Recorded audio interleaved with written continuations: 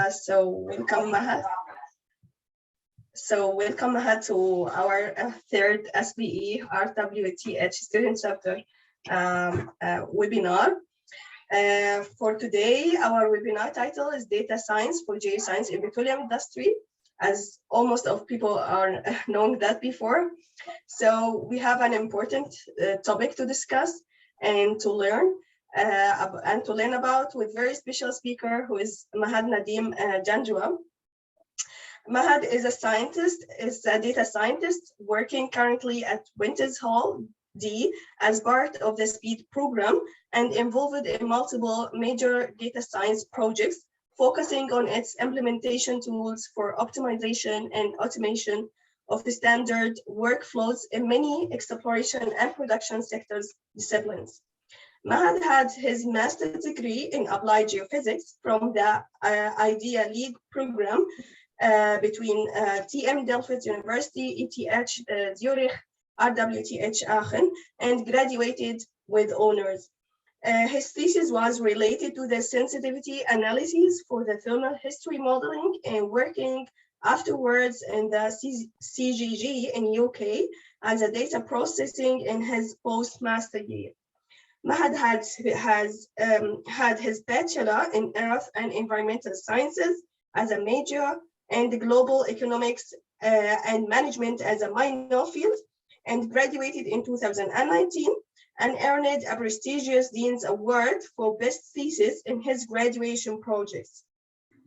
So really, wow, we are so excited, Mahad, to our today's presentation. And now, yeah, the microphone is with you. Thanks, Radva. I appreciate the very nice introduction, very warm introduction. And so that also saves me a lot of effort in terms of introducing myself, which is always a more awkward task than people normally understand it to be. I think I'm just gonna go straight into sharing my screen, and hopefully we're gonna have better luck today. Yes. Let me know when you can see it. Yes, perfect. Perfect. So I'm gonna go into full screen. I hope you can still see it. Right. I think this is going to be a relatively nice and cozy little presentation. I would like to keep it as informal as it can be in terms of information exchange. I think most of you already know what this presentation is going to be about. Again, based on Radva's very nice introduction. There's still things that I'd like to talk about, and if there's any questions, any comments, even any sort of feedback that emerges, please feel free to just speak up. You don't even have to raise your hand or anything. I'm happy to discuss along the way. So the topic of today's presentation is data science within Wintershall Dea and the wider energy industry. But of course, I'm here as a representative of Wintershall Dea, so that is what primarily my focus is going to be about. But if you're wondering what general agenda I will be focusing on today, this is the slide for you. I would like to first set the scene a little bit, because when people talk about data science is of course a field in its own, but it's really a smaller cog in a larger machine that is now running through the energy industry, which is digital transformation. And for many people, though the term itself can be quite intuitive, what it actually means in terms of various further subdisciplines, people are not generally aware of what digital transformation actually entails as a topic or a broader field. Of course, then I'd like to funnel down towards what my focus is, which is data science. And then how exactly does data science actually have application scope within the energy sector? Then I'd like to talk a little bit about the work that we're doing at Wintershall Dea within the scope of data science. And then I'd like to focus on the main branches of the work that we're doing.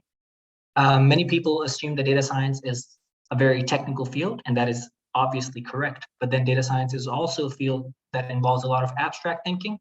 And of course, given the current climate that we're in regarding the, how would you call it, the nurturing phase that we're in within the energy industry regarding data science, there's a lot of focus that we place within the company also on upskilling other people and making them become citizen data scientists, as we call them.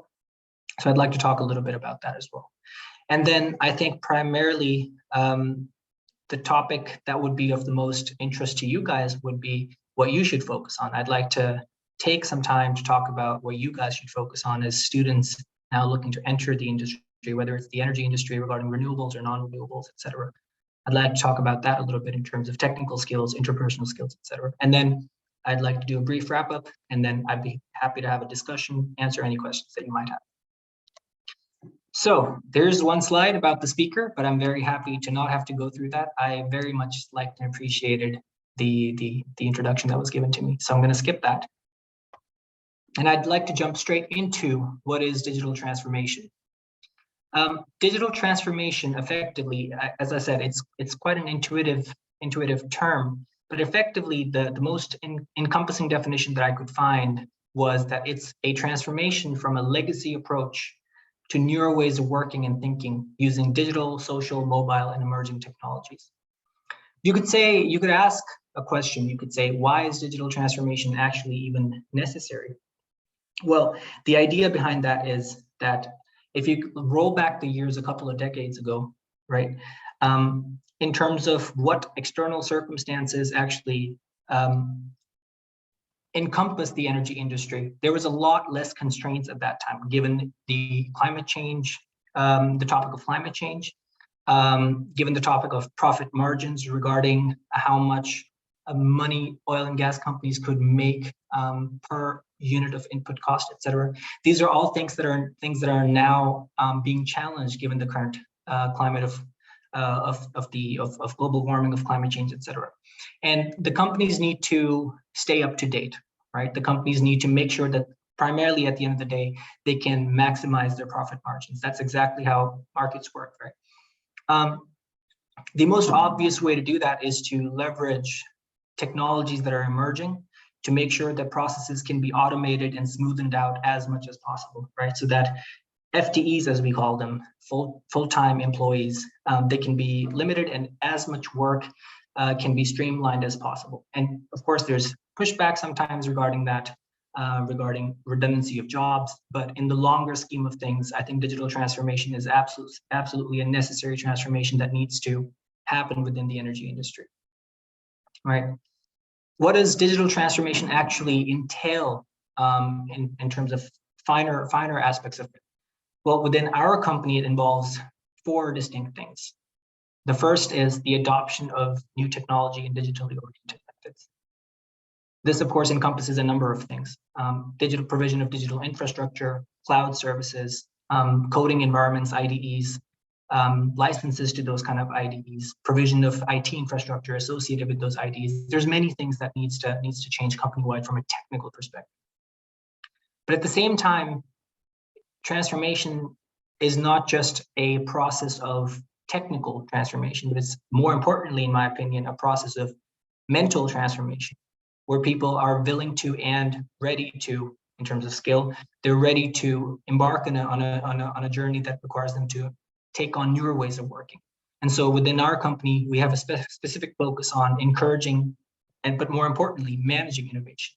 We want to encourage budding of new ideas. We want people to think critically and find out newer and newer ways of how a task can be approached, even though a task has been done the same way for the past 20 years. We don't care so much about how it's been done, as long as a newer way is foolproof and can definitely provide a much more efficient way of work. But of course, we want to manage such budding of ideas, because just because somebody has a great idea does not necessarily mean they have the right skills to execute such an idea. And we want to definitely create such an environment where they're perfectly able to execute that idea, and the entire company can be brought on board. This part relates very well to then the third part, which is structural shifts in thinking. You as an employee can come up with many great ideas, but as long as there's hierarchical barriers from up top that prevent such change to happen, then such innovation and transformation will not actively take place, or it's not going to take place that quickly. So we in our company have a proper change management team that upskills people in terms of how they can respond to technical changes and logistical changes and psychological changes within company cultures, et cetera. This is a very key thing that sometimes people miss. And then, of course, the adaptation of digital infrastructure. This is, of course, already relates to point number 1, but more specifically, the provision of data governance, rules and regulations, IT security, everything needs to change. As soon as you put everything on cloud servers, you need to ensure that it cannot be breached from external hackers, etc. All these things need to also be taken into account. And then provision of data hubs. In many cases, in many companies that are multinational companies, data sits in digital silos, as we call them, right? But for you to make the most effective use of digital tools, you want to provide a pool of data, as we call it, big data, and you want to have that all in one place so that it can be accessed to the degree that it needs to be accessed. So all these things are overarching concepts that need to be accounted for before you can start implementing tools like data science tools, et cetera, in a company like Wintershall did. What is data science? That's an interesting one because I talk to many people and ask them their definition of data science. And quite frankly, I often get quite varying definitions. If you think data science encompasses artificial intelligence, I think you're right. Absolutely. More specifically within artificial intelligence, encompasses machine learning methods, deep learning methods as well. But data science is not just that, because I think in the modern day and age, the buzz around data science is because of artificial intelligence and deep learning and machine learning.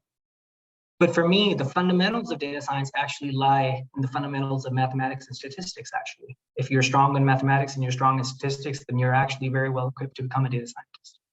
But again, that's not what data science is in its limits. Data science is also, as a data scientist, you're also required to be flexible in the way that you think. You need to be able to hop onto concepts within domain-specific knowledge, right? So we as data scientists work quite often with people, say, from commercial and sales. And if I do not understand the data that I'm working with, or the context of that data that I'm working with, then I effectively will not necessarily be able to do the task as is required of. So flexible thinking is a part of data scientist, of course, as a part of data science. Of course, programming, there's no data science in the modern age without programming. Logical deductions I've put there. You need to be, as a data scientist, very critically oriented. You need to think very logically, arrive at conclusions that are sound and that are the clearest and most concise. That's how I would define it. And of course, you need to, whenever you're working as a data scientist, you need to always be thinking of data application, integration, and scalability, which means whatever solutions you're working on, if it's just a one fit for one problem kind of solution, it's not a data science solution. Data science solutions typically aim at taking one problem and seeing its connection to many other different problems that exist within that domain or across domains, and coming up with solutions that can tackle as many of these problems, and this is the point of scalability, as many problems as possible. So this is my definition of data science. Data science is, in effect, a very multidisciplinary field, right? And one needs to understand that before they want to hop into the field of data science. What kind of data do we deal with as data scientists? Well, there can be structured data, which is much more favorable to deal with, in my personal opinion. That's like Excel files, tabular data, time series data, temperature readings, for example, stock prices, anything that is contextualized, you read it and then you understand where the patterns lie. But then there's also more difficult forms of data, unstructured data, like text data, voice messages, voice data, images, etc. And this is where more complicated methods come in, like deep learning methods, neural networks, etc. I'm not going to go into too much detail. This is not what this presentation is about. But we have methods that exist within the domain of artificial intelligence, specifically deep learning, etc., that can now these days deal with problems like that. And you're all very well aware of this kind of data being processed because you're using tools like Google Maps, Google Images, etc. each day. But more specifically, moving away from Google, why is data science actually a relevant field in the energy industry? Well, fundamentally, the answer to that is that we as the energy industry are a very data intensive industry. We have data, as you can see in this slide, we have seismic data, which is of course very complex data that requires a whole lot of processing. And as a geophysicist who's worked in CGG for a while, I understand that seismic data in terms of how it's provided in its last 2D or 3D form. It doesn't arrive at those forms that easily. And there's a lot of data processing and data management that goes behind it. So it's that even the geophysics part within the energy industry is very data intensive. But then you move forward, you have geomodelers, they create models, you have dynamic models, static, that of course requires petrophysical data, etc. You have log data, drilling data, production data. So the entire E&P lifecycle is full of data and decisions that are made on that data. So they're data-driven decisions, right? This fundamentally for data scientists is very encouraging, because even though we may not necessarily be able to find a larger web frame of data science solutions that connect all of these data sources together to, in an ideal world, for example, completely streamline an E&P lifecycle decision process, we still can find little pockets of little pockets of innovation where we can say, okay, here we can optimize this particular workflow by implementing a data science solution. And this can happen in a couple of different forms. This can happen either incrementally, or it can happen either disruptively. And these are the two main fields of innovation: incremental innovation or disruptive innovation. And this is what we focus on within our company. We exemplify incremental or disruptive innovation in the form of either Firefly data science projects or Lighthouse data science projects. And that's going to be the focus of the next couple of slides. So here's one example of a Lighthouse data science project, which is focused on disruptive innovation. Fundamentally, before I go into what this slide is and what this tool that you see is about, traditionally, the way geoscientists actually search for information when they're looking to enter a new country, into a new basin, etc., there's a lot of information overview that has to be done, whether that information is provided via publicly available literature studies or documentation that exists within the repositories of our own companies or our partner companies that we're looking to enter a new basin with, for example.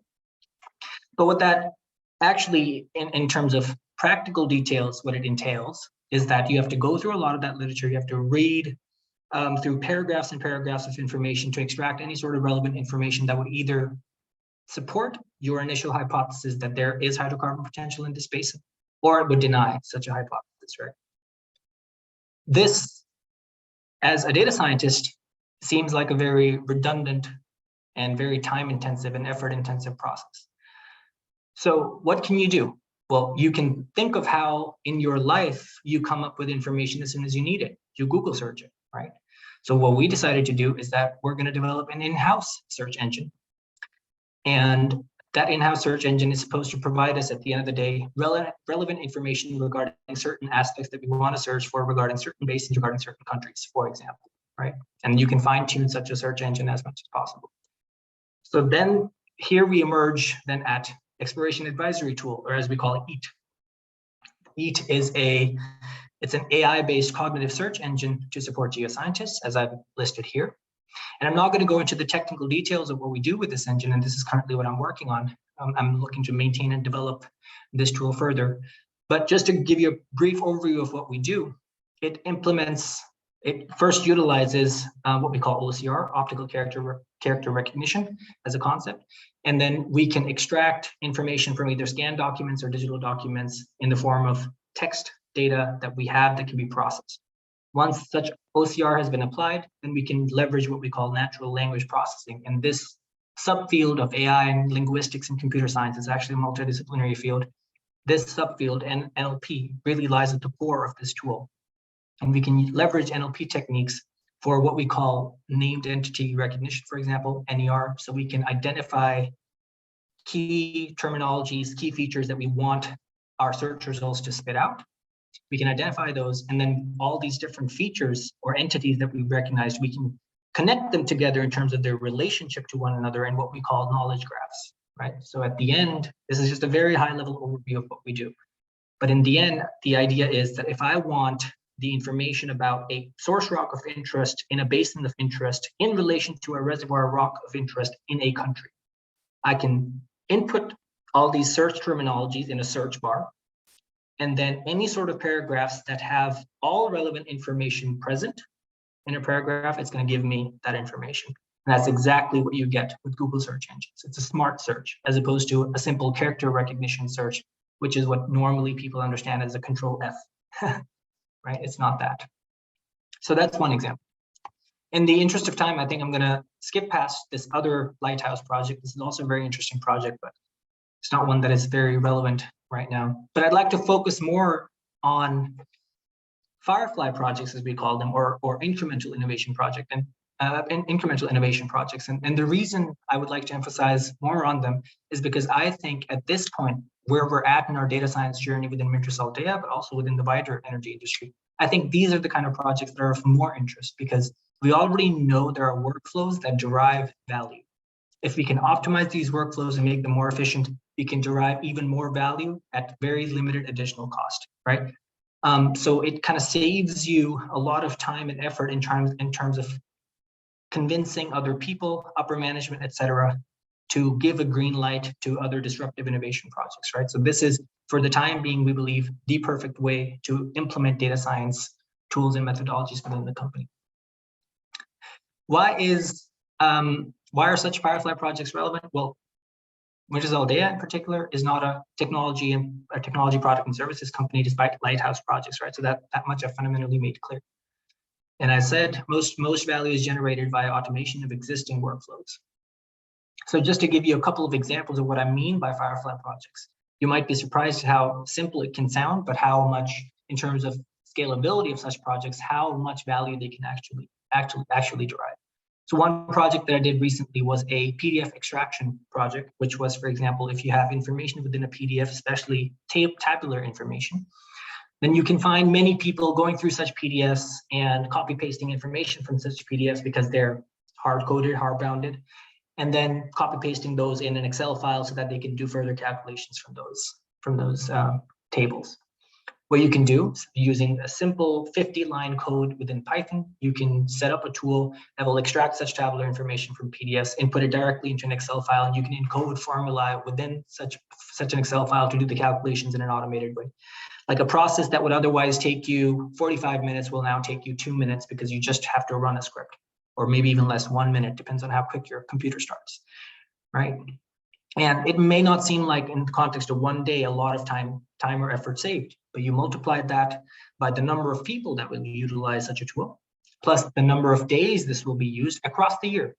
And then you back calculate how much time and hence how much salary money you're going to save with people, and you realize how much value you can actually generate with such a simple project. Another project was web scraping. You can scrape information from the web the same way you would be copy pasting information from a website. You can scrape it directly as long as you have obviously legal rights to do so. You can also do it via accessing APIs, etc. I'm not going to go into detail regarding other projects that I've done, but we also obviously help with dashboard generation and visualization. Many people work with numerical data and they try to contextualize it. But of course, one of the fundamental skills of a data scientist is storytelling. Like, we want to be able to make sure that people can make decisions in the best possible way using the best possible media, right? And quite often that occurs in the form of visuals. So we also do a lot of visualization projects, so on and so forth. So I could go on and on about these kind of projects that I've done and other people within the team do as well. But another aspect of our data science work within Wintershall Data. So there's lighthouse projects, there's Firefly projects, but then there's the upskilling part where we teach other people to do that so that we can exponentially scale up data science implementation. So it's not just the data scientists that are scaling up processes, but other people who are now hopping into this journey and they're scaling up that work for us and with us, right? You could ask, or many people within the company do ask, why or what is upskilling, first of all, and why is it necessary? And if you're doing it, then how are you doing? Well, what is upskilling? I've already identified. And I've talked about it. It's obviously teaching people the right kind of technical skills to be able to upskill themselves and to be able to automate their workflows. And more importantly, helping people understand from a psychological and mental perspective why this is important. So the work that you're doing in Petroleum, even though it can seem quite simple to do and easy to do, it can be done better, even though you're comfortable with the way that you do it, right? Why is it better? The answer is obvious. We want to automate processes so that we can make the biggest bang for our buck in terms of effort, right? We want to make sure that for each hour of effort that all of our employees put in, the most value can be generated. How do we actually offer upskilling to our employees? Well, we offer upskilling in a number of different ways. We offer what we call learning sessions, learning cubed sessions, which are high-level, broad conceptual introductions to different topics. So for example, within, what's the date today? It's the 11th. On the 22nd, I'm giving a talk regarding natural language processing within my company as an introduction to people so that they understand what natural language processing is, not necessarily for them to understand how to implement it, but just so that a little bit of the spookiness and the mystery behind such AI-driven tools is removed from their perception, right? So that they can learn to trust AI-based tools a little bit more. We then offer courses in collaboration with IBM, who's our constant consultant partner. We offer week-long or 2-week-long Python courses so that people can start with Python if they haven't started yet. They can start utilizing it in many different small tasks that they do on a daily basis. And then we also offer advanced courses, which are more focused on applications. So there's certain tasks or applications that people come up with. They give us an example of where they identify automation could be implemented or data science tools could be useful. And then we run a POC, as we call it, a proof of concept, whether that would be possible, what they're suggesting or not. And if it is, then we showcase live in front of people how such a task can be done within, say, 4-hour sessions or 5-hour sessions. This serves us in 2 ways. First of all, it obviously solves that problem, hopefully, for the people that have brought us the problem, it solves that problem. And second of all, it builds some confidence in other observers within such a call, within such a meeting, that there's potential for their problems. If it's similar problems, we can solve their problems potentially as well. One key thing that's always a discussion point within our company and any company that's looking to upskill is that why would you invest so much time and effort in terms of upskilling people who are, in terms of domain background, they're differently trained. So we have geoscientists or production engineers or drilling engineers. Why would you want to upskill them as opposed to just hiring some more, how would you call it, true data scientists with computer science backgrounds or mathematics backgrounds or whatever? The answer to that is not obvious, right? It's not a yes or no answer. But what we focus on, what we understand within our company is that at the end of the day, if what we're working with is domain knowledge, which we are, at least in terms of incremental innovation projects, right? The fundamental thing that is needed is domain knowledge and understanding of what kind of data that you're dealing with, right? So adding a layer of technical skill in terms of programming, that's easier to achieve, even though a person may not become the most effective programmer within six months of training. That's easier to do than bringing in a person who's a top-notch programmer, but then effectively aiming or intending to train them regarding all the domain knowledge that people within the company actually hold, right? So it's effectively, in very simple terms, teaching people geoscience and production engineering, drilling engineering, reservoir engineering is much harder than teaching people programming. This is at least the viewpoint that we within Wintershall Data hold, which is why we have a lot more of a specific focus on upskilling people, given an initial seed of data scientists that we have, as opposed to hiring more and more data scientists. Okay, so moving forward with data science, what are the key things that we within the company and generally different companies need to be aware of if they want to scale up data science solutions? First of all, we want to increase data flow and limit silos, right? Currently, as I mentioned, there's a lot of, if you have different business units, one in Mexico, one in Norway, each of them have different infrastructures, their own hubs of data where data is centered, and accessibility between these different data hubs, et cetera, is very limited. And those are what are called silos. And we want to ensure that there's digital infrastructure shifts, for example, through the provision of cloud services, et cetera, and the adoption of such cloud services. We want to do that so that such data flow can be initiated. But of course, that does not just come with provision of technical infrastructure, but also shifts in corporate structural mindsets, right? That's also a very important point, and that's where the point of change management comes in, and that's where digital transformation comes in, as I talked about before. Of course, upskilling that I talked about, it needs to be further matched with proper implementation of practical change management strategies to ensure that the workforce is future ready. And what I mean by this very long, fancy sentence is that we quite often find that we offer Python courses, we offer advanced Python courses, et cetera. We we do all these upskilling courses, but there's there is a percentage of population that shows that they're now looking to onboard these skills, but there's quite a significant chunk of the population that takes these courses, then they revert back to their older ways of working. And we understand that there's an inertia, we of course understand, but this can be tackled through proper practical change management strategies, and that's what we're focusing on, because we have the infrastructure of upskilling in place. Now we need and many companies need a proper implementation of change management. And we understand that this is not a Wintershall data only problem. This is industry-wide. With Aker BP, we've had discussions with Equinor. I was actually at a summit in May, in the mid of May, and I had discussions with many representatives from Equinor, Aker BP, Petroleum, and change management was always this shot in the dark kind of topic that everybody knew that it's important, but they didn't necessarily understand what it practically entailed. And the next step within this industry is to really break that mystery down and understand what practical steps lie behind such change management. Of course, we also need to further the innovation culture.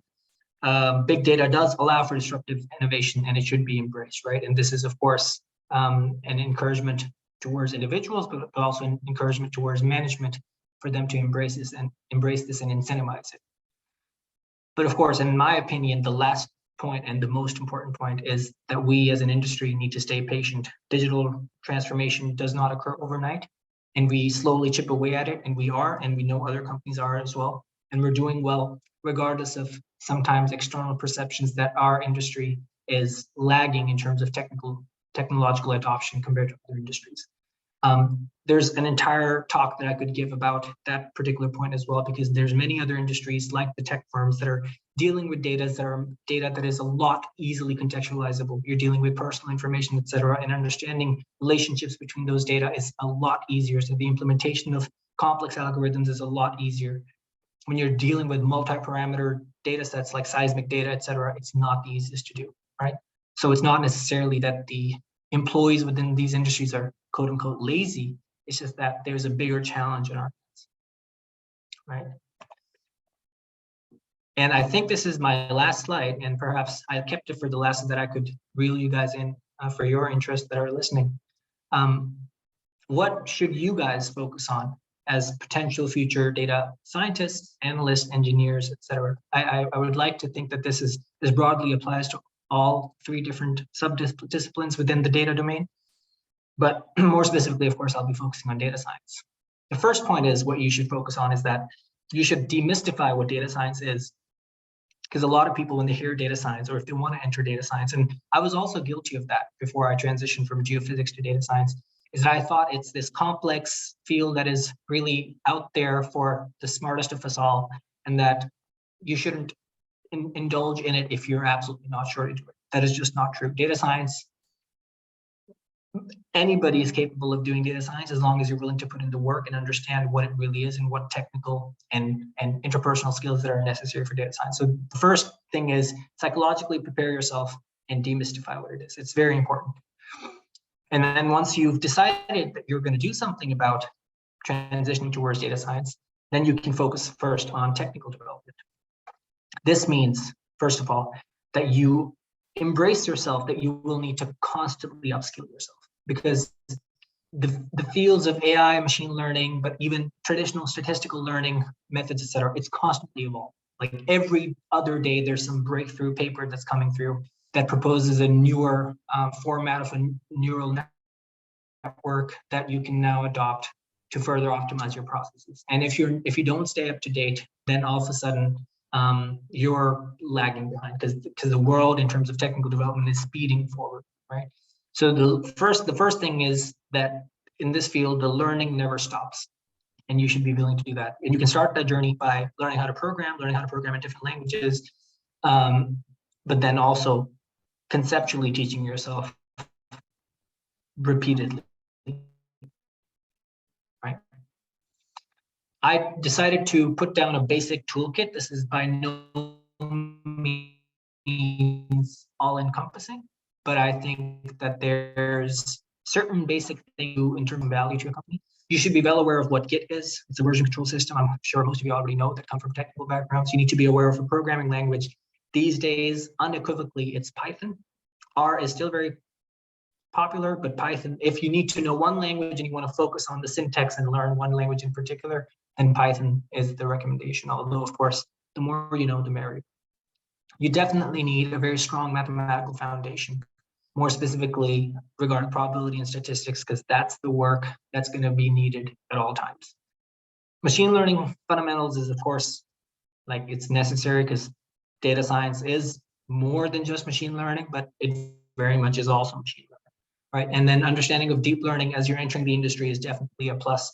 Although within the energy industry, the application of deep learning models, like it's a little tricky and it's a little challenging. And as a new employee coming into this industry, that wouldn't necessarily always be required if you're looking to apply to new companies, but it's definitely a very much of a plus. And I don't mean knowing the names or the functionalities of deep learning models. I mean understanding the mechanism, the mathematical mechanisms behind neural networks and how they work. If you know that, then props to you. Well done.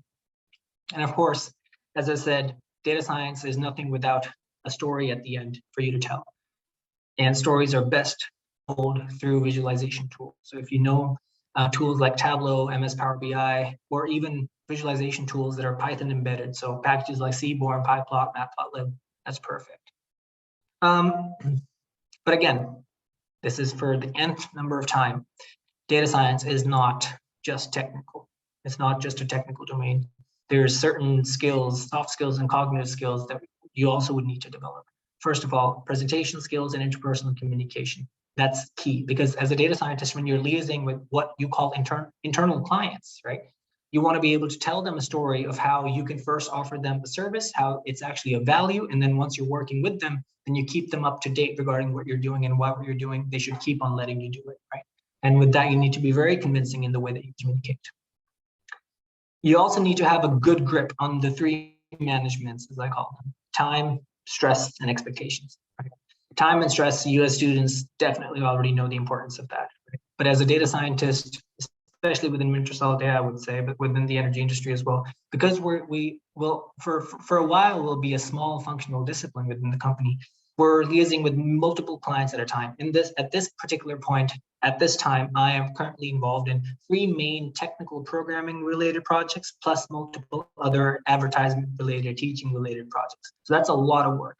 So managing your time, managing your stress is obviously a key thing that you need to be able to do. But more importantly, expectation management is another management that I grouped together here. This one is important not just for yourself, but well, it's not as important for yourself as it is for the people that you're liaising with, because sometimes people believe that data science, in particular, AI, machine learning, deep learning, they believe that it's magic, that you can just take a deep learning neural network model and boom, it's supposed to solve your problems. No, at the end of the day, it's still math. The math needs to add up, right? And so management of expectations regarding what you're going to do and what you're offering to your client is very important. For a data scientist, so managing expectations outwardly is important, but inwardly towards your own self, one needs to recognize that sometimes simple is better. Sometimes when you're trying to fit a neural network and you're trying to adjust weights, et cetera, and you're trying to adjust the hyperparameters on various deep learning neural networks, et cetera, you could simply do a much better job, a much more concrete, much more explainable job with a simple methodology, say a system or whatever. For that, you need to know your data and understand that the simplest solution is often the best solution, right? That's key. I've also written cognitive skills here. One should always think very critically and creatively about your data and workflows. If one needed to be standard and redundant in the way that the work needs to be done, then data scientists are not needed, right? What we're here for is to disrupt the system. And for that, we need to be able to look at the data and try and adopt different angles to it. Like what are the different patterns that I recognize? And what can I do with it? And some 90% of your ideas are going to be blasted down. And perhaps for good reason. Somebody will point out a flaw in your thinking, but that's fine. You need to be creative. You need to be critical. Think about your data, explore your data. And explore the way you approach these problems. It's a mental exercise. And the more you'll do it, the better you'll get. I think those are all the points that I think one needs to focus on if you're looking to get into data science. And with that, I close this presentation.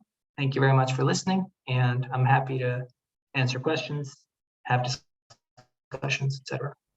Thank you, Matt, very much for your presentation, for this interesting presentation, and very informative and full of knowledge.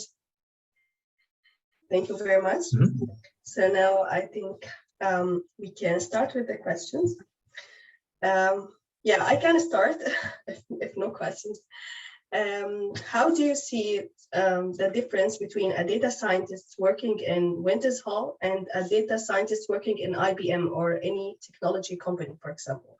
If there is specific differences between having the background in a specific field and working in Winters, like a company like Wintershall, or just a technology company like IBM, for example?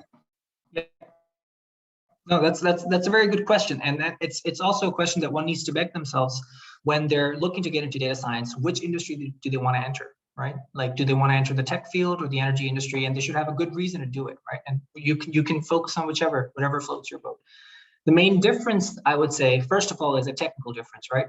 IBM is perhaps not the best example because IBM is fundamentally a consultant firm, and they work, say, with Wintershall data, and they're solving Wintershall data problems. But say, if you want to deviate from that and say you want to work for Google, for example, the difference is twofold. When you're working with Wintershall data, you're dealing with data that is geoscientific or reservoir. It's a domain-specific data, right? Quite often, unless you're talking about disruptive projects. You need to be able to understand domain concepts, right? Which are not necessarily the easiest to grasp, right? Which is why I very much encourage people coming from technical backgrounds in geoscience or whatever, and if they want to transition to data science, to take the route through the energy industry, because you already have the domain-specific skill sets, and you only need to add that layer of technical skills on top, and of course the interpersonal skills, etc., if you don't already have them. That's the one thing. Of course, if you're working for Google, etc., the type of data that you're dealing with in terms of projects is quite self-explanatory. And that is not to say that the projects they're doing are easy, but it's just a completely different domain of data and domain of knowledge that they're working with. Right? So at the end of the day, it's really up to you what interests you more. Are you a person that is still, at the end of the day, fundamentally interested in earth science, reservoir engineering? Is that something that excites you and you want to automate those processes? Or you're more excited about, say, things that portray more obvious application in real life, and then perhaps application of your skill sets in a company like Google or Facebook or something like that would be a lot better. But then, so that's the technical aspect. But the other aspect is, if you work as a data scientist, right? The other aspect is that if you work in a company like Wintershall Data or energy industry companies in general, I think because we're more on the earlier stage of our data science or digital transformation journey, there's a lot of room for exploration of ideas. And so you can bring in your creativity and your ideas a lot more, right? As opposed to other companies where they really have digital infrastructures very well established, and for good reason, because they have business models based on those kind of infrastructures, right? So if you want to just become a cog in a larger system, a very good system at that, definitely, then you should go into tech firms. But if you're an explorative person, you want to explore your own potential, explore your own skills, learn a lot more, dabble in many different projects, then the energy industry at this point is a very exciting industry to enter. Thank you very much. This is very helpful. Irvan, you have a question? Yeah, I have a question. Yeah. Okay. Thank you for your nice presentation. I have one question. It's related to how do you implement data science in order to help the decision making in your company, and also to minimize the risk that what happened in the subsurface. As you know that we are dealing with the large of uncertainties in subsurface, right? In energy industry, in oil and gas, in geothermal, and so on. And how do you implement that data science to reduce the uncertainty? And how do you use the data science to help the decision making for that? Okay, thank you. Yeah, that's a very good question. That's a very good question. The one thing that I would again revert the focus back on is that data science. I think of data science as not a field in its very own regard, but rather as a field that's a facilitation field in many other fields that exist, right? And that's an important distinction to understand because we apply data science tools and skills in all different processes, or we can technically, ideally apply these tools and methods in all different disciplines. So I can give you examples of what you said, optimization of workflows, say in the subsurface. I worked on this Python-based corrosion detection tool. Right? So quite often, a production engineer would get a log, and then they would get continuous logs of a well that is drilled and is producing. And then you get a log, and you have to interpret that log continuously. And quite often, you have to find correlations between the logs and understand, okay, there might be corrosion, et cetera, that is happening. Of course, that is based on conditionalities, and whatever conditionalities that exist in logs, because logs are, at the end of the day, are numerical representations of certain parameters. You can, of course, automate it. There's a very natural application right there. So I developed a Python-based tool that takes in live data and highlights, based on all these conditionalities, areas where there could be potential corrosion. And it speeds up processing time, and then reaction time is threefold, right? So in some sense, this is obviously a project functionality optimization, but also an HSEQ risk optimization, right? So we apply these kind of tools in many different processes. Another completely different example that I can give you is implementation of natural language processing in HR applications, for example. We are developing currently, and we have rolled out an MVP for the basic screening of application CVs, cover letters, etc., based on certain requirements that we think we necessarily need, right? So a computer effectively screens through your applications based on whatever things that you've put in your CV, etc., and it classifies. It's a classification model, effectively classifies applications that showcase none of the attributes, showcases some of the attributes, showcases all the attributes, and then we effectively classified these documents to be reviewed by HR personnel, so that they already have some sort of an intuition from the algorithm as to which applications they should pay a lot more attention on and pay some less attention on. Of course, by legislation, we cannot disregard any application without human screening. But then, of course, it can already give you an intuition with regards to which application is a little bit more worth investing time in. Again, so it speeds up processes. So the application of data science, because it's a toolkit, and I've called it a toolkit on purpose, its application is quite broad. So maybe that answers your question. Yeah. Okay. So you are dealing with the more broad department. Absolutely. Absolutely. I'm also working on this project with commercial and sales, for example. It's a gas prediction project, gas price prediction project. It's a machine learning based project, for example. So it's a wide array of topics that we find data science applications in. Okay, thank you. Thank you. If anyone has any question. Yes, I have a question. Yes, go ahead. Yeah. Excuse me, let me start the video. Yeah, hi. Good to see you. Yeah, thank you. Yeah, my question is about that. Yeah, as you know, there are lots of commercial software in the oil and gas industry. You have, as you know, for geophysical interpretation, for fluid flow modeling, and we know that the equations and the backgrounds of this software are very complicated. Mm-hmm. Yeah, I want to know that how we can combine the skills for data science with these kinds of software, because I think that we cannot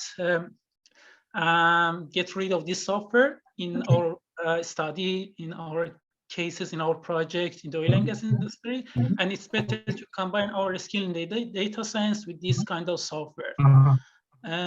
Could you explain it about this one? Absolutely. No, that's a very important point, right? And that's always a discussion that is on our tables at all times, where and where not to implement data science tools.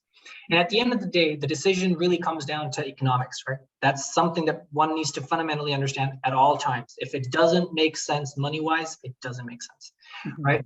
So say here's a base case, a hypothetical case. We as a company, we have say 5 core data scientists that are strictly for technical development, right? We're developers, as you would call in a Scrum framework. Mm-hmm. We could either invest 2 years and develop a software that is very much specified and tailored for our processes and our needs, or we could buy something off the shelf and pay a lot of money up front, right? And then keep on paying for the license. But what it will help us, just to give you perspective, is that it frees up our opportunity cost in the sense that we now as data scientists are not restricted to developing this tool all the time, but we can utilize our skill sets on other projects, other incremental innovation projects, etc. So at the end of the day, we don't just analyze what we can do, but it's also what we can't do when we're doing something.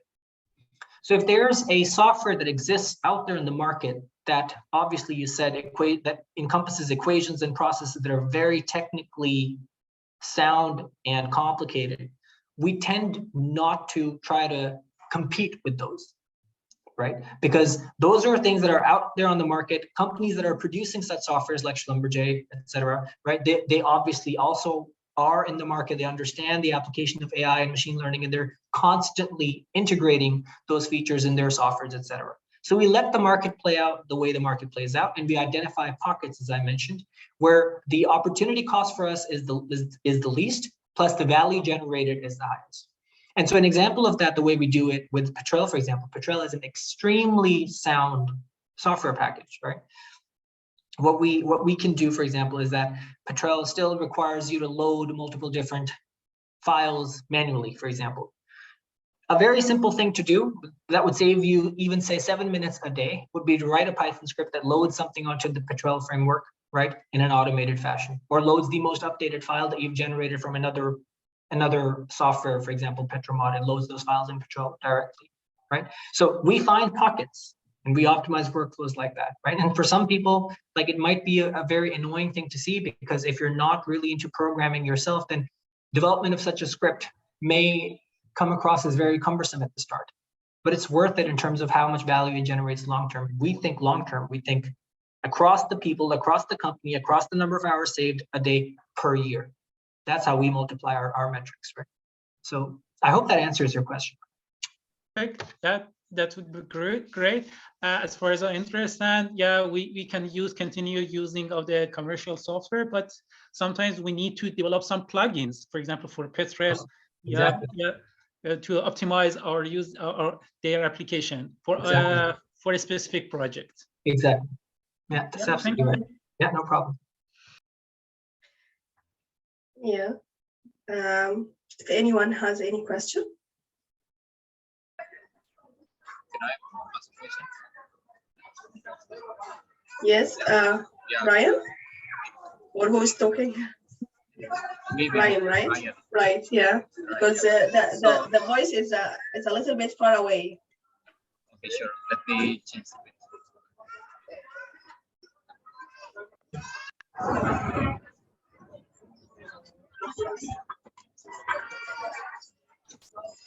Hello, can you hear me?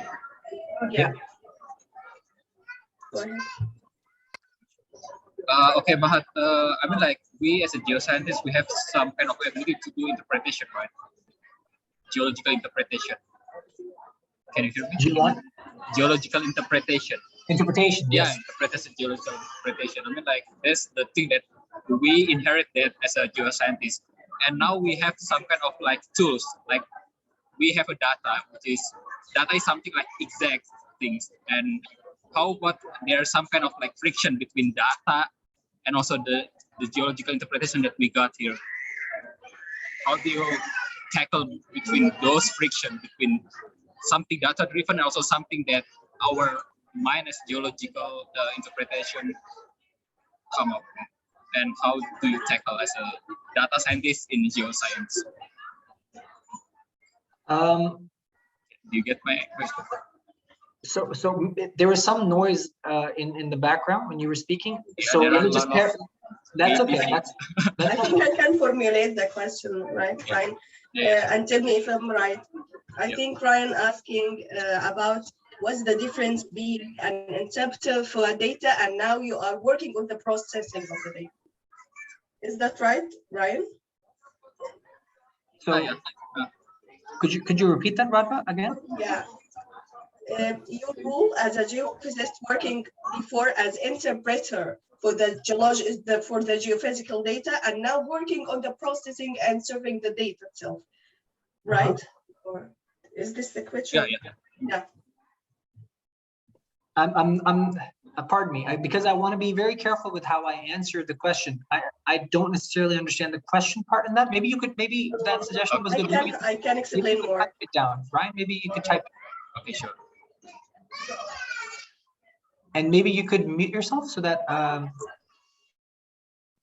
Perfect, no problem. In the meanwhile, I'm happy to take any questions that anybody else might have. For me, I have a question, very small question.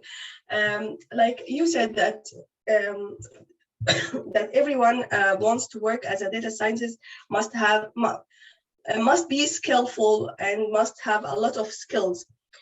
So what should I do if I'm still a beginner? And for example, the mathematics, especially you said strong mathematics.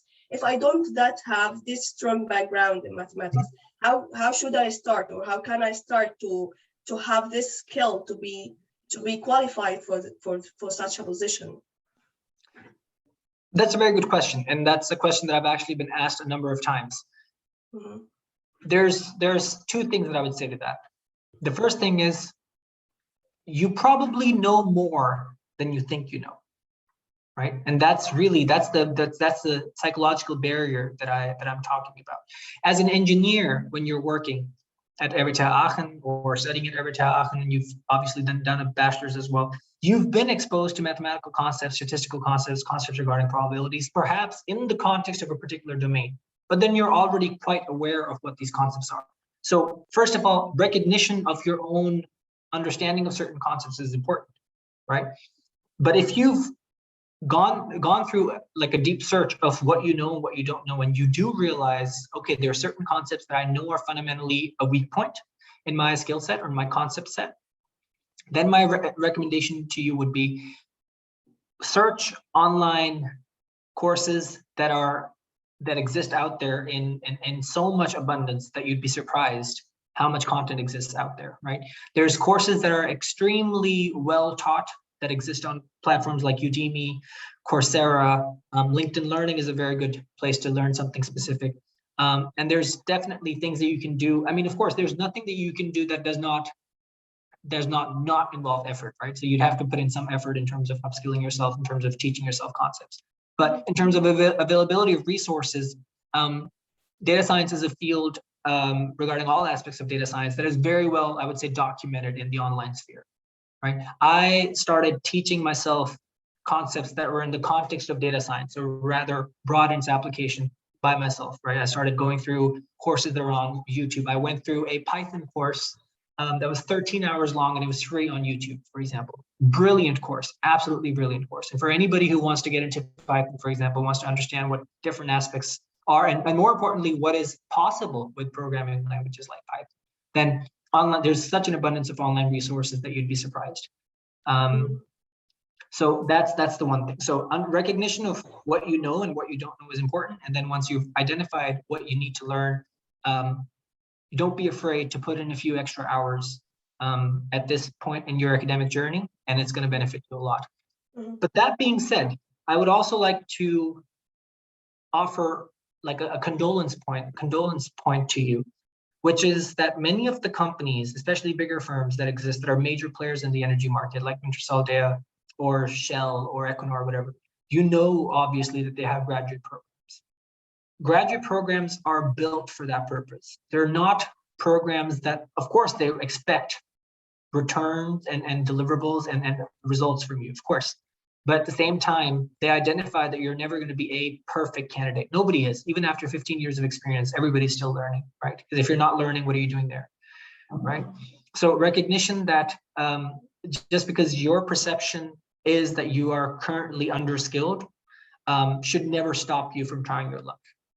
right? That's an important, again, psychological point that you need to be very aware of. I hope that covers all these different aspects of your question. Yeah. Yeah. But do you have a specific recommendation or resources? If you have it, you can write it on the chat so everyone can like get the benefit of this. I don't necessarily have any of these resources on the top of my head because I haven't accessed them in a while, but I'm happy to conglomerate something together. Maybe someone can reach out to me and I can send you a list of different things. I mean, it would also depend on like what you're looking to learn, right? I mean, I cannot necessarily encompass what each person's requirement is in terms of what they're trying to learn.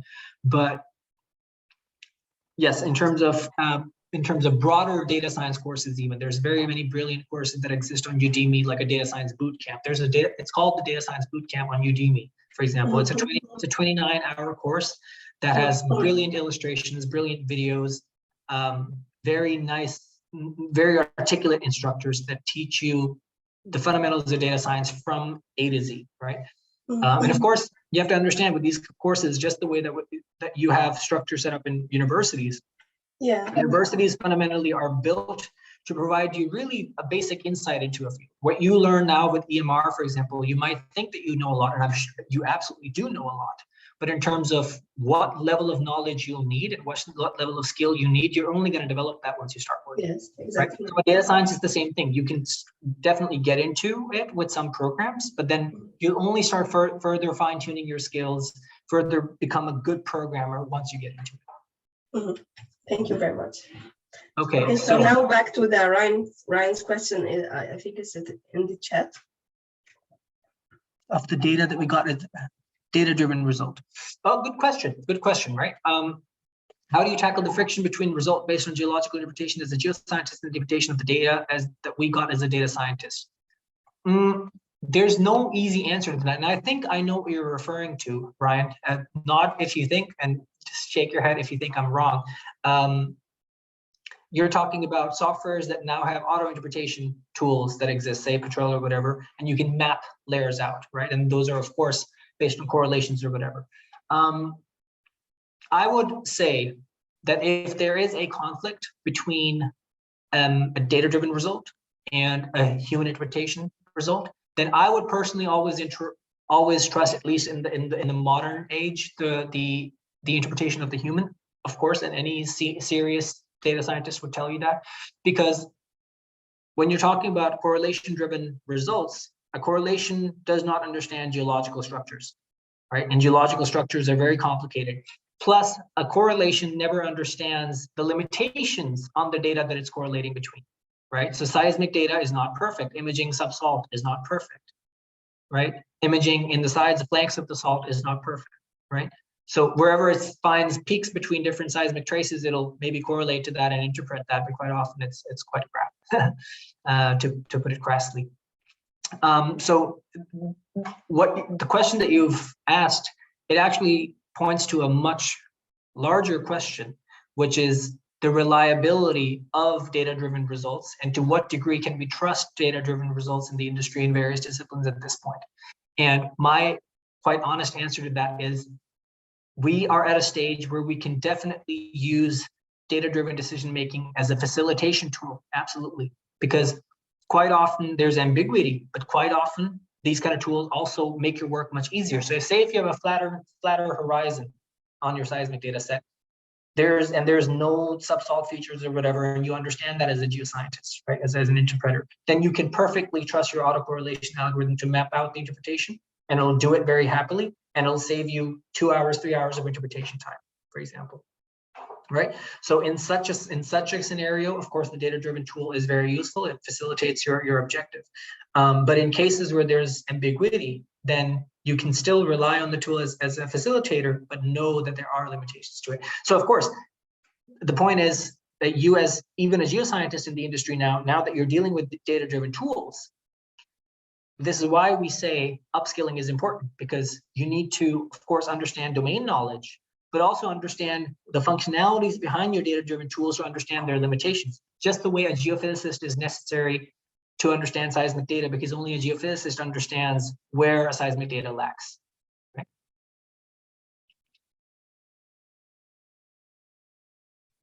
That's why we need the storytelling skill, definitely. Good point. Thank you very much. And if everyone has any question.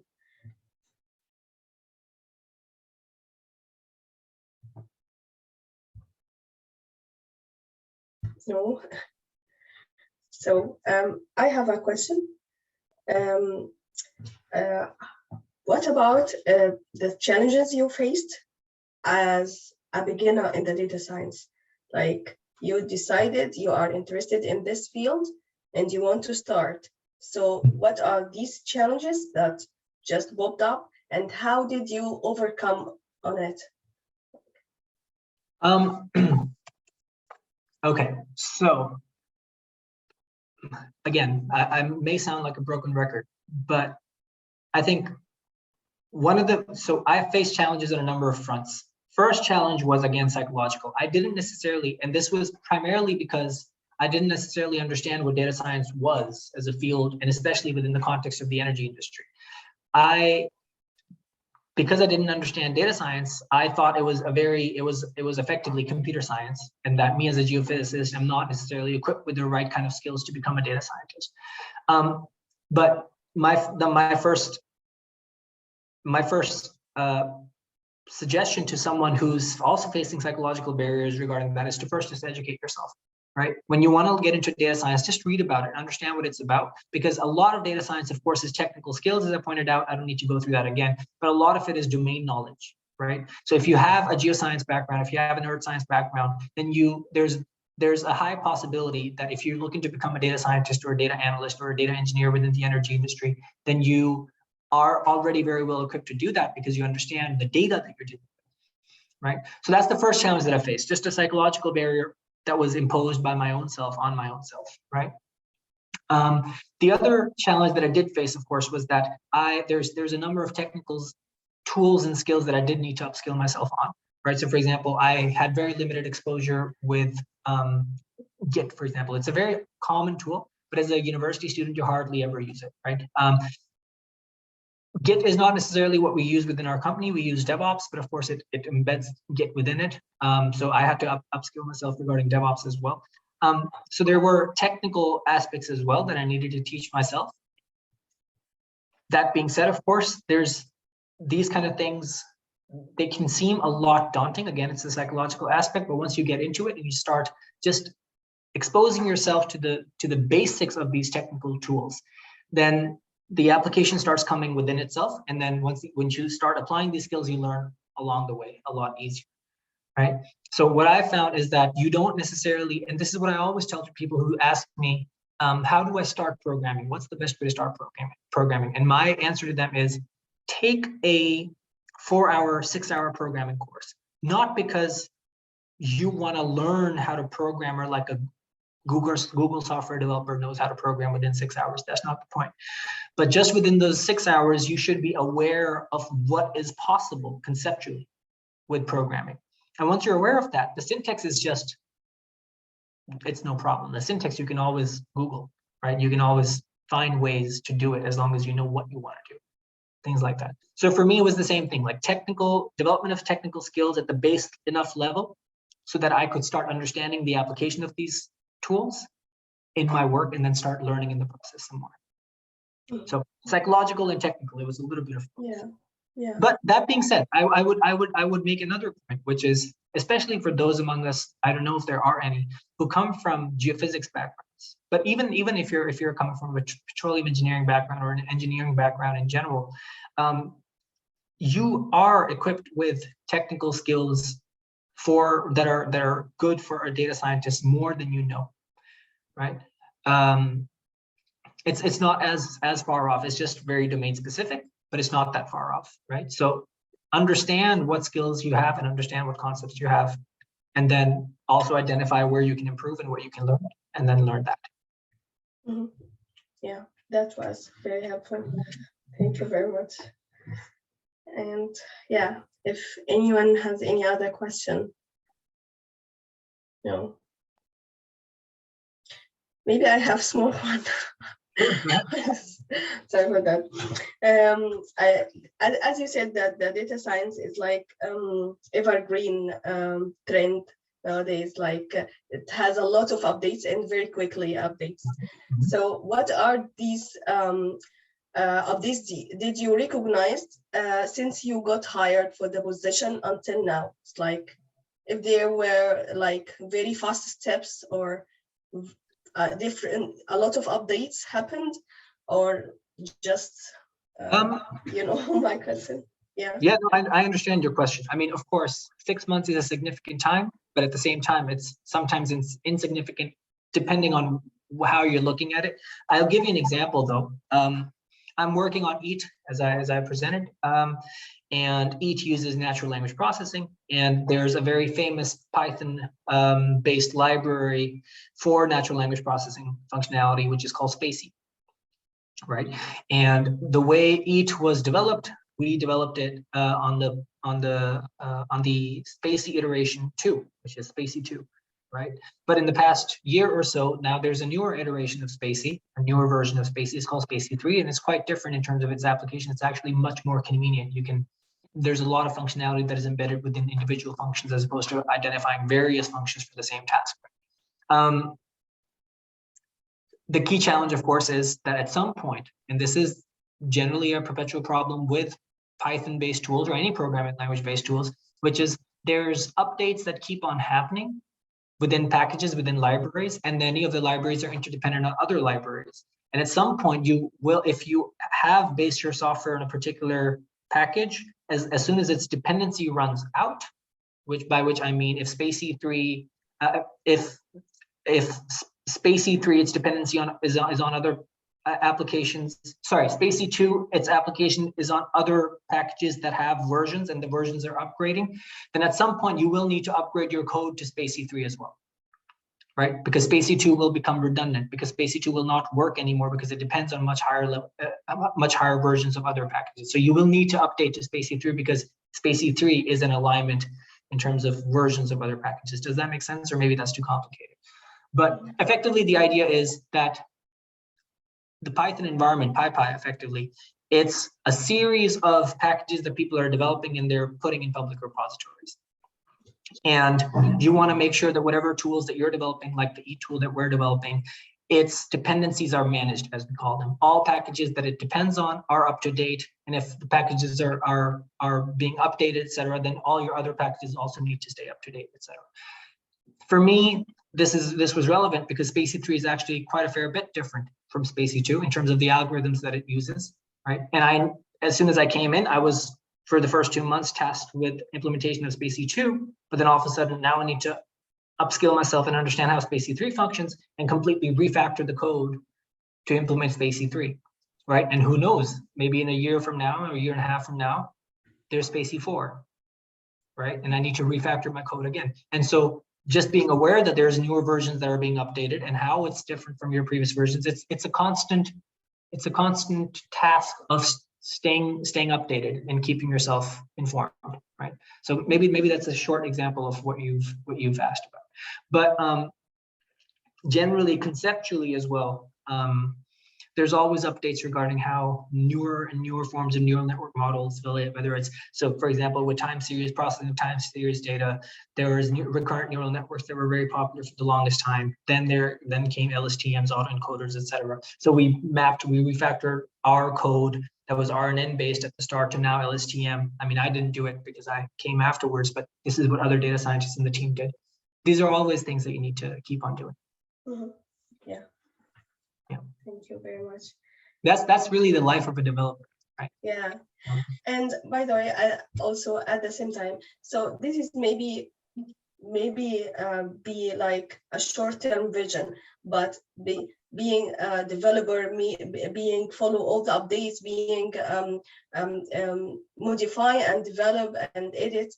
But what are the long-term vision being a data scientist? Like, yes, I am now a data scientist. I develop, I update, I create.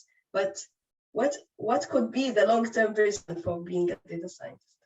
That really depends on what your aims are, right? There's people who are in our company senior data scientists with 15 years of experience, 18 years of experience, and they're still developing, right? They're still really hands-on. They're really into the development part. And of course, because of their experience, they're much more efficient with the way that they do tasks. You're just very good at what you do.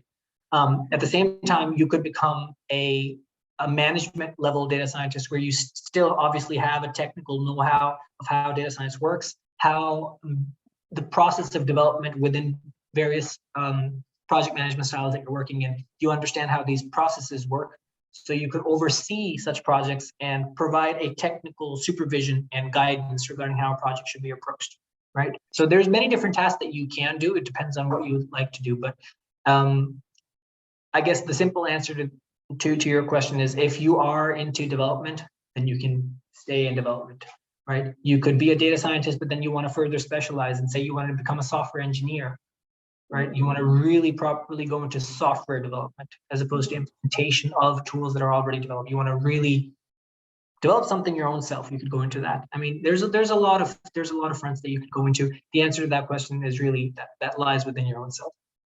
Yeah. Thank you. So, any questions?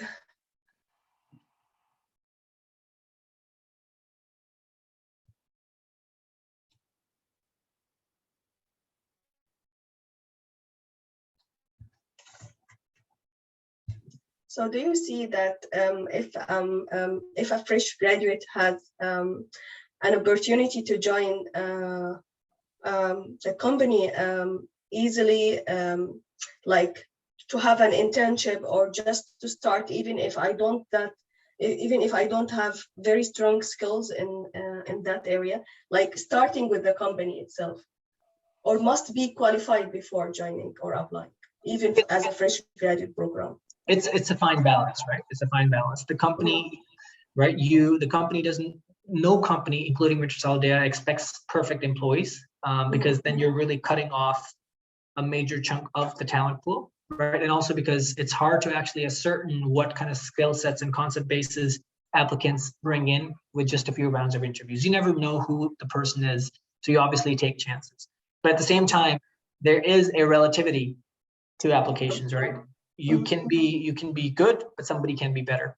And so you'd rather be better than not be better, right? So yeah, I mean, that sounds silly, but it's really true. I mean, the better you are, the higher your chances are.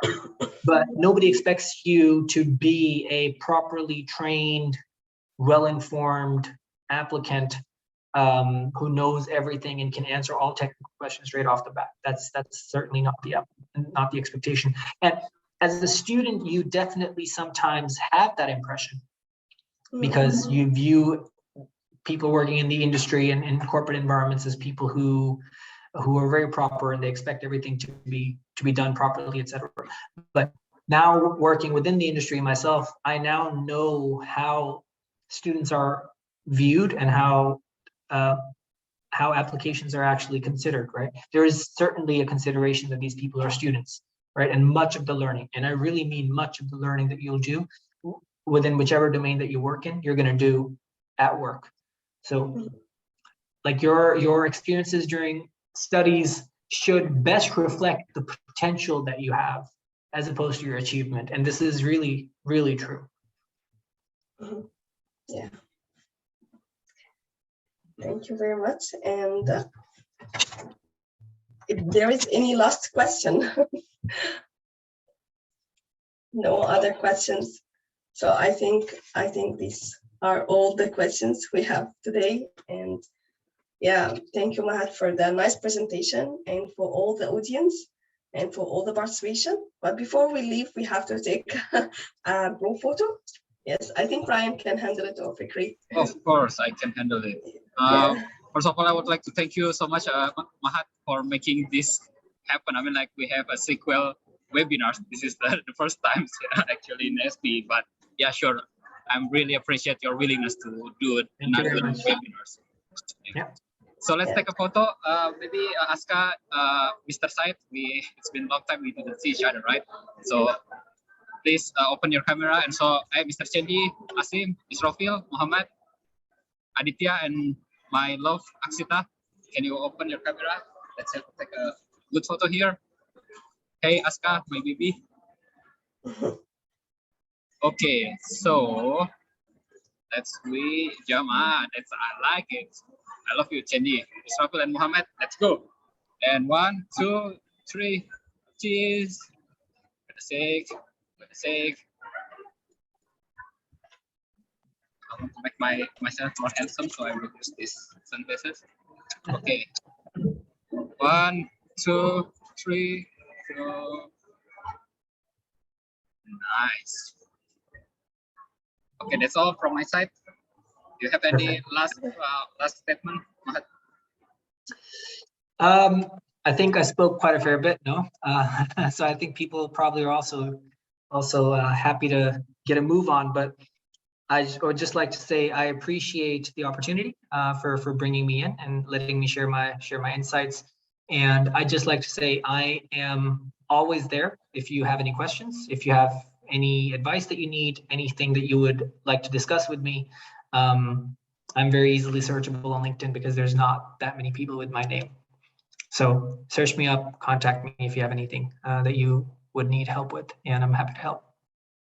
Yeah, thank you very much, Matt. Thank you for offering this help and for this opportunity for everyone. Thank you. Thank you, everyone, and see you in next webinars. Bye-bye. You too. Bye-bye. Thank you very much.